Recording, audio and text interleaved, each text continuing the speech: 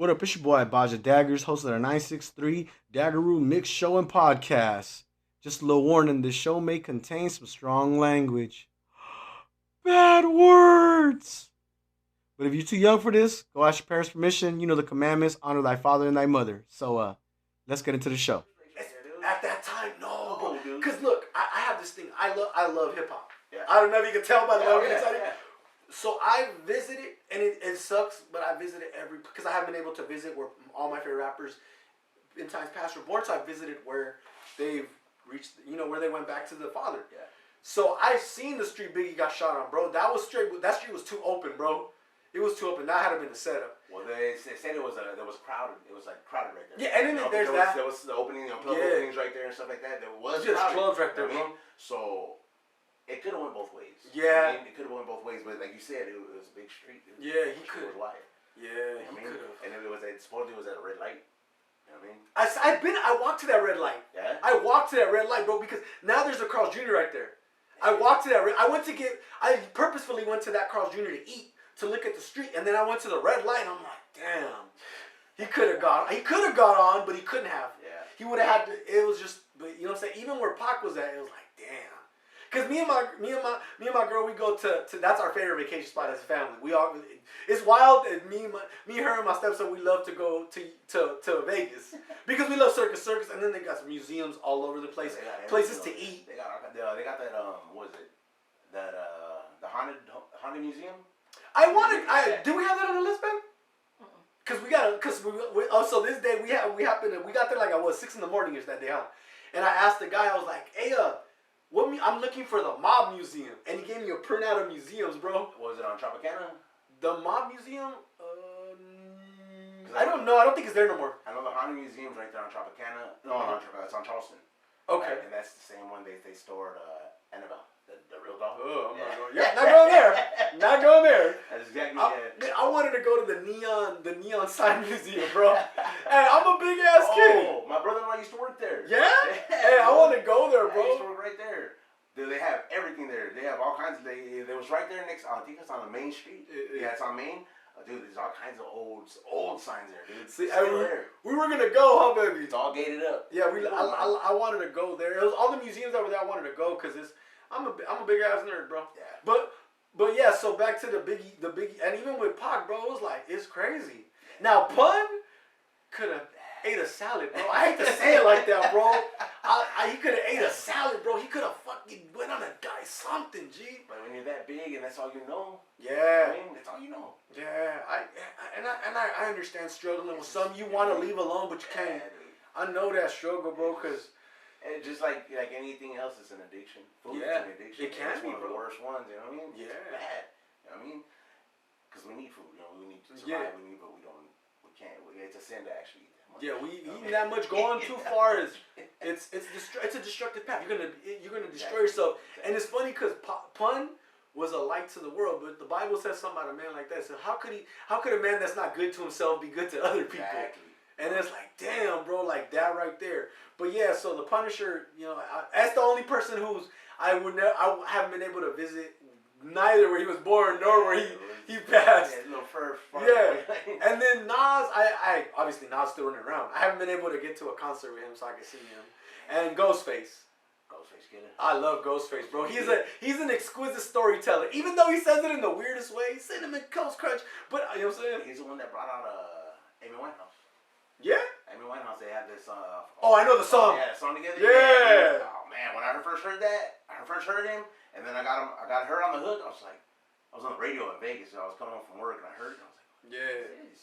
I was like, what the hell is this? Then when I heard that voice, I was just like, I told you. I was like, what the fuck? She brought back like that. Yeah, no, Amy Winehouse had a voice, bro.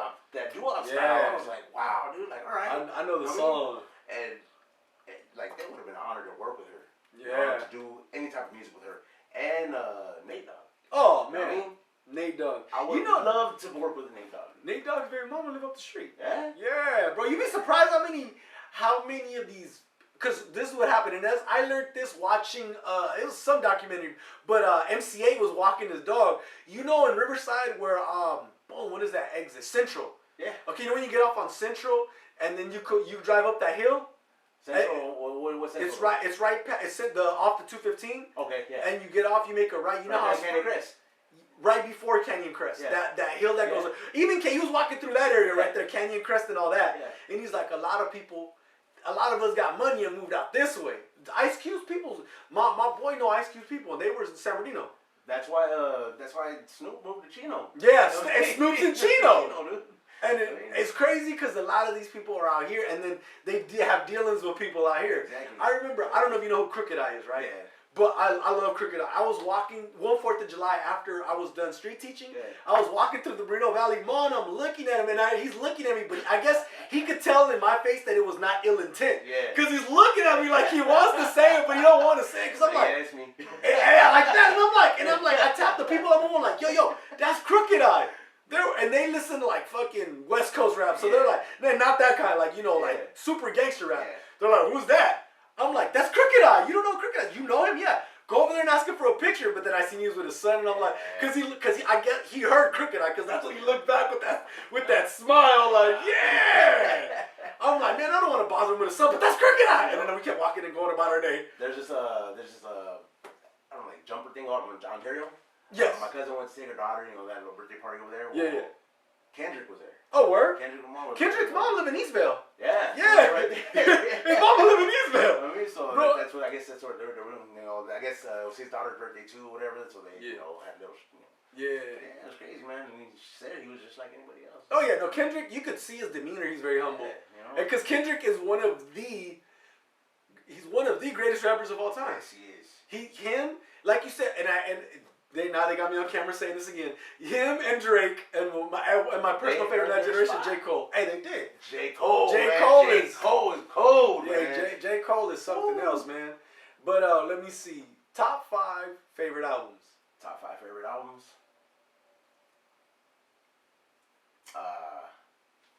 You got Both Thugs and Harmony. Oh, which one? Volume 1. Oh. Yeah. Okay. Yep. Okay. Volume 1. The Chronic. Oh, man. The original Chronic. The first one. Yeah, Not a lot of people think that's the original Chronic 2001. Are you serious? And then a lot of people think that it dropped in 2001. Well, it's obviously not. Dude. October of '99, but these are younger heads. I'd be like, no, bro, they're like, how do you know, motherfucker? I was a freshman in high school. I got in trouble for getting that album. Because my parents are from Guatemala. Yeah. So they're very old country. So that music is like, it's de pandilleros. I'm like, dude, what about me says gang member? Look at your son now.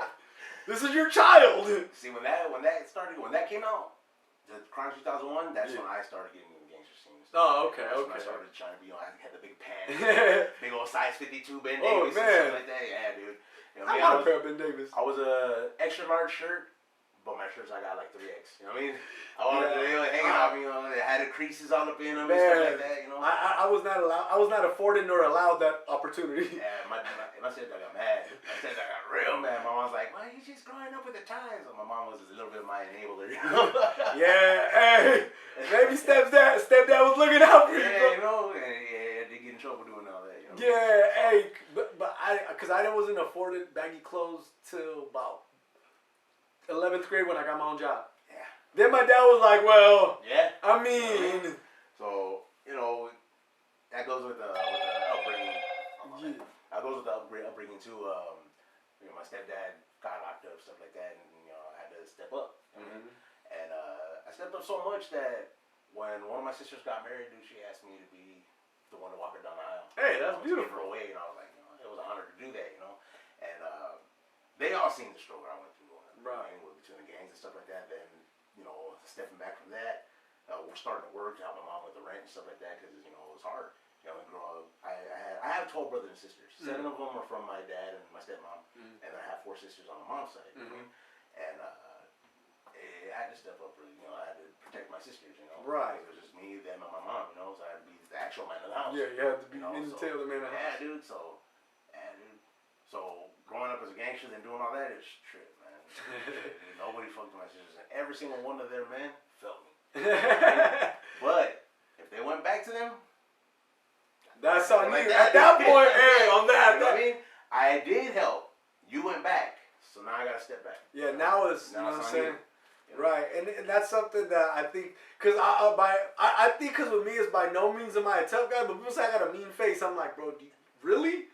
I think that's in general, dog. But I don't believe it, bro. Like, I'd be like, no, I'd be fucking. Wasn't I smiling when I met you? Yeah. I was like, where the But fuck? then you looked off another way and you're just like, when you were doing it, I was like, What you mad for?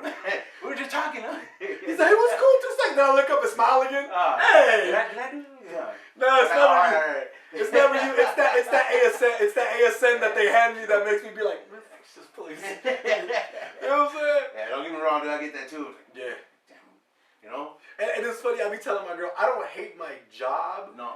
It's just sometimes I'm like, cause this is the I've been at this place the longest. I've never had a job this long, bro. I've been there 3 years. So sometimes I think I just be like, damn, I gotta put in PTO, bro. This is too much for me. I've been seeing y'all too many days already.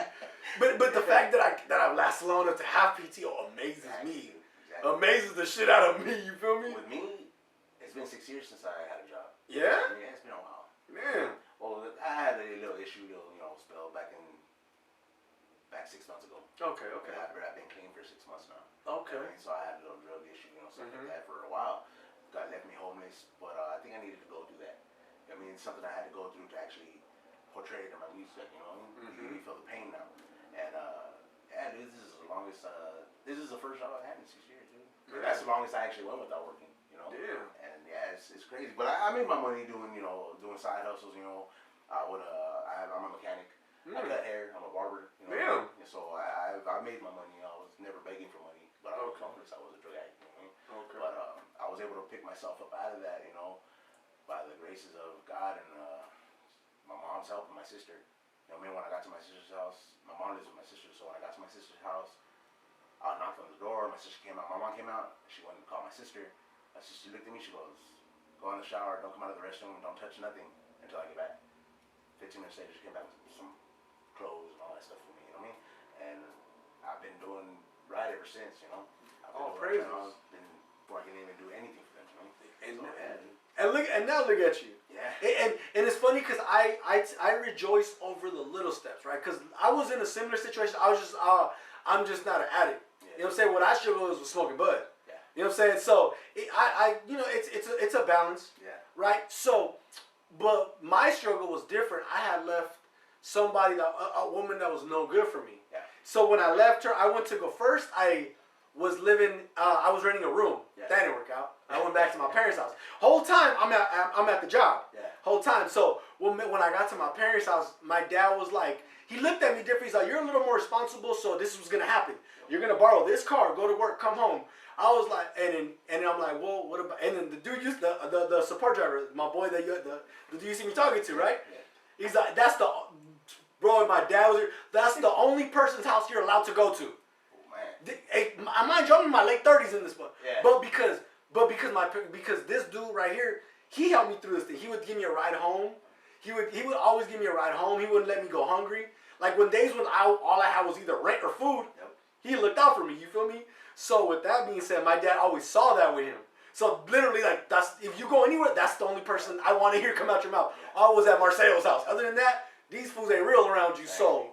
You know what I mean? So I picked myself up from there. Then I got a little TV. Remember that? I got myself a little TV, bro. I was so happy. Motherfuckers was clowning me. They were like, "Oh, that's a computer screen." I'm like, "That's cool, bro, but I bought it. Can't nobody take that motherfucker from me." You know what I'm saying? That's the same thing with me. Hey, I was working here about the third month. I bought my car. The third month. The first month, I actually started renting a room, right? It was like the first week of me working there. I got in touch with some dude that was working there before. I only known him for that first week, and then he got me in touch with his cousin because he was renting out a room. So I started renting out the room, right? Never seen that guy again. I chill with his cousin because we live together, but I never seen that guy again. Oh, pretty. You know what I mean? And with that, like, I believe people are in your life for a reason, a season, or a lifetime. You know what I mean? So if there's that week, that was just that reason, right? Me and his cousin probably a season. You know what I mean? Me and some other dude probably a lifetime. You know, and that's just the way. I guess that's. I don't know. It's weird how that works. You know what I mean? And the scriptures say that the Most High will put people in your path. You feel me? You know what I'm saying? And like, it's just for people to help you, right? Or you to help them. You know what I mean? So that's what that is. You know what I mean? I think that's what I hear. You know what I mean? Whether it be promoting a song, whether it be helping you get somewhere to live. You know, like my sisters did, help me, giving me that stepping stone to actually. You know what I mean? And it's weird because they weren't gonna help me. My mom told me, she goes, I called her the night before. I go, come pick me up. She goes, no, you gotta find your own here.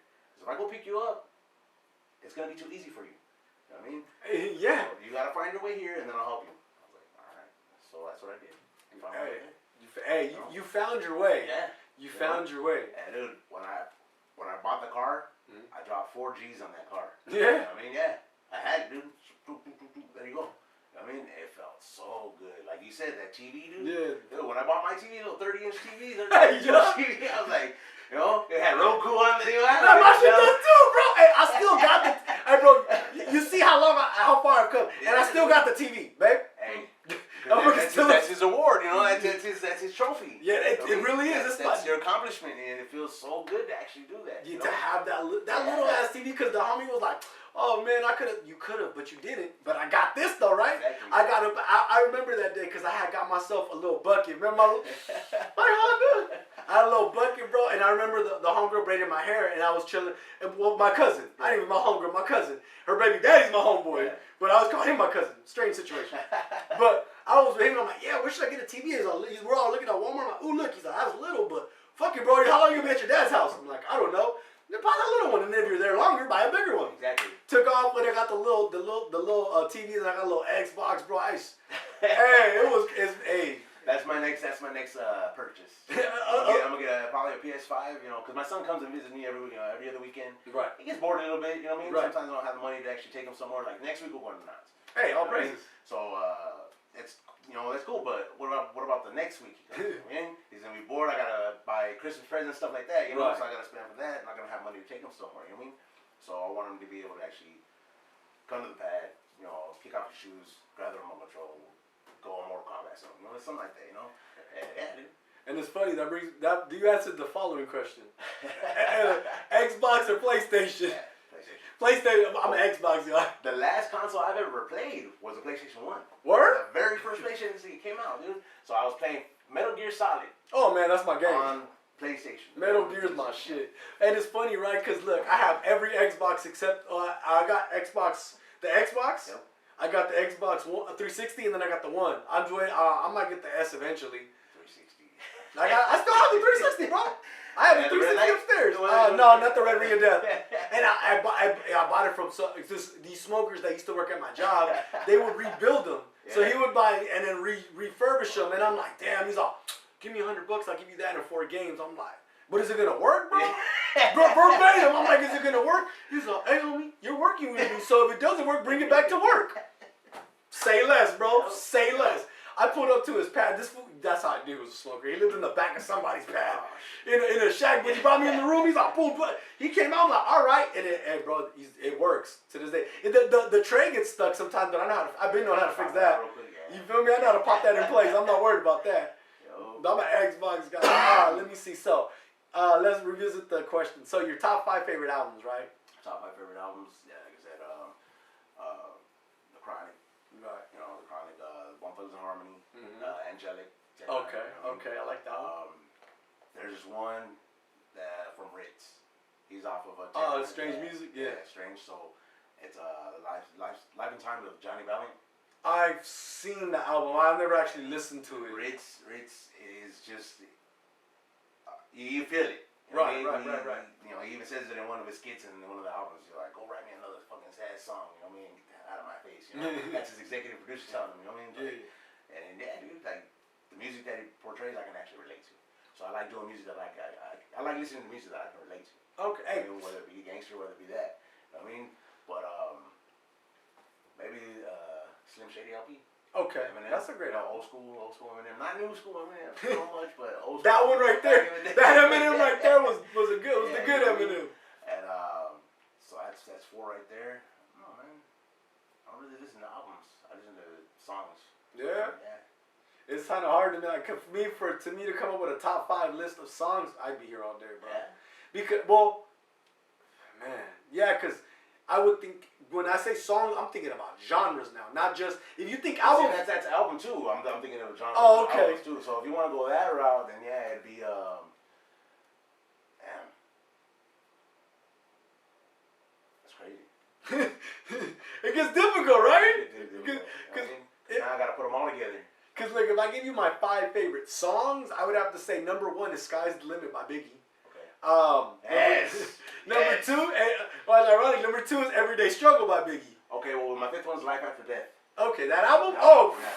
And man. And it's funny. I have an argument. Biggie's my favorite rapper. Yeah. His albums ain't in my top 5. However, my favorite album of his isn't "Ready to Die." It's "Life After Death." Life After Death. Yeah. Just like with Nas. My favorite album by Nas isn't "Illmatic." It was written. I love Illmatic. Illmatic is my 14-year-old me. It's 14-year-old me. Yeah. It was written as grown man music. I don't know how that works, but you know what I'm saying? Because I can listen to Take It in Blood. I can listen to Watch Them. I can listen to live rap by Mobb Deep. I can listen to I can listen to the intro. The intro, bro. It has so much. It has so much in it that's like damn. Then there's the song Street Dreams. Straight fake thug, no love. You see the slug, see before gusto. You see? You know what I'm saying? So I don't know with hip hop. It's just when it touches you, bro, like just music, bro. It just in you, dude. And I think that's where I'm gonna go with my shit. And it's the irony because I think you make music how Chris Rock best put it. We love hip hop. Our generation between the people born in the 1970s to now is because it's the music we started getting pussy to. Yeah. In so many words. That's why it's what you relate to because you want to know why Biggie's my favorite rapper? Because I got my first kiss to one of his songs. Yeah. Literally, bro. That's how I remember Big. I couldn't tell you the girl. But I could tell you that Big Papa was playing on that screen and that was my song. Yeah. And after that, I just wanted to be big, bro. You know what I'm saying? You know what I'm saying? Mine, it was Outkast. Ooh. Outkast. Bombs Over Beck? No. Rosa Parks. What? Yeah. Oh, that's... Everybody moved to the back of the bus. It was at the junior high dance right there in Myrtle Valley at Alessandro. They was 7th grade. And me too, 1994, bro. The summer of '94. I have a song, and it was a group song, but it was a song. It was like similar to "I Used to Love Her." I forgot what "I Used to Love Her" by Common. Yeah. You know what I'm talking about? You know the song? Yeah. No. Okay, I haven't heard a lot of Common shit, dude. The "her" stands for hearing every rhyme. I used to love hearing every rhyme, but he assimilated it to a woman. And he raps about this girl and how she grows up and how in the 90s she kind of strayed away from what he was doing and started doing what the gangsters was doing. And so he basically describes the evolution of hip-hop in a song. He even tells that at the end of the verse. At the end of the song, he's like, so what I'm talking about is hip-hop. Basically. But the whole time... Because if you think about it, it is. It was like it's the girl you first fell in love with. You know what I mean? Real shit. It was, man. And if you think about it, hip-hop was that way. Hip-hop was all about fun at first. It was. Run DMC, you had Sugar Hill Gang. Right. You had all that. Then all of a sudden when it started coming into the 90s, it started going to progressive towards gangster, everything. And now when you rap like that, like back in the day, like back in Sugar, you have a style like Sugar Hill Gang or Run DMC, right? You're not hip-hop. What are you doing? Yeah. I mean, everybody's looking at you like, what is that? That's dated. It's old. Exactly. And not necessarily old, like you try to have fun with it now. Yeah. But, using nowadays lingo and stuff like that, wording. But it's not accepted.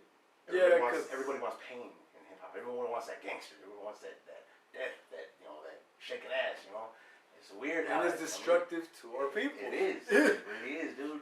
But I mean, that's all we know. Yeah. That's all we know. And it's crazy, right? So, again, referencing the Bible. Probably the last time because we're almost over. But referencing the Bible, Hosea 4:6 says, my people are destroyed for a lack of knowledge. And all we know is death and destruction. Without going too much into that. That's what it's talking about. But now if you look at how we live, bro, we're destroyed. Because like I say every week when I street teach, are we sitting at the top of the socioeconomic ladder? Not at all. And I was talking to an older African American. I was like, would you put... I started off like this. Would you put black people at the top? He was like, hell no. Where'd you put them? At the bottom. Now what about Hispanic? Hell no, at the bottom. I'm like, bro, what does that tell you right there? You feel me? Like, and we got to find a change, bro. And a lot of time, there's a lot of positive music out there, and sometimes it's starting to get a little more play. Kendrick Lamar is a perfect example. J. Cole's a perfect example. Drake does not talk about shaking ass. He might talk about, you know, this, that, and the other with girls, but he never talks. He's never degrading too much. Yeah, he did. You know, but nowadays he don't. But to be honest, did that sell for him? No. Not necessarily. No. But when he came out saying, "Baby, you the best," I knew who the hell Drake was then. You feel me? You know what I'm saying? That's up there one of my 0 to 100, bro. Like, he's not telling you I'm gonna shoot you, but if you listen to 0 to 100, you still be like, oh, you feel me? Yo, that one, what is it? I'm going in. Yeah, I'm going. Oh Bro. man, what? Even Kendrick has that same vibe. If Pyrus and Crips. Yeah. Oh, yeah, the world. Bro, he's not talking about him being a gang member, but you're like, if you're listening, you're like, oh! I'm gonna be down by the end of this song. Yeah.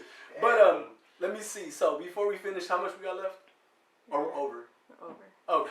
So, no, it's a memory thing. No, so, it's like, you know what I'm saying? Yeah. I can only add so many effects if it's longer than an hour. You know what I'm saying? Yeah, But, before we go, so let's finish out your list on your top 5 favorite albums. Well, that was it. Oh yeah, my bad. Also, one last thing. Tell the people where they can find you. If it's not just YouTube, if you got other social media outlets. Right now it's just YouTube. I'll be coming out with Instagram soon. I don't know how soon. I want to get a couple of these, maybe another album out. Let me get an album out, and then I'll start working on social media. Because right now my concentration is on recording. Okay. You know what I mean? Because I gotta have my recording. Smart. I gotta have the music to actually promote. And that's what it is. You know what I mean? I can promote myself all I want, but if I'm not doing nothing, you know what I mean? You're just promoting. Yeah, You're basically a reality star that works at a warehouse. Exactly. You know. So let me get the music going first. Give me a couple months to get that done, and then we'll have not only YouTube, we'll have Instagram, I'll have SoundCloud, and I'll have.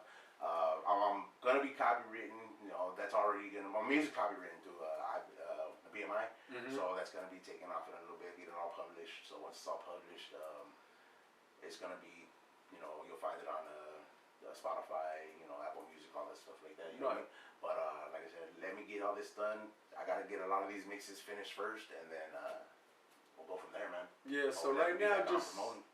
I mean. Yeah, hell yeah. So right now we're just at, my bad, that's where I'm gonna put your name at Mad Mix. Okay. Mad Mix, you know what I'm saying? That's your YouTube, you know what I'm saying? You're promoting.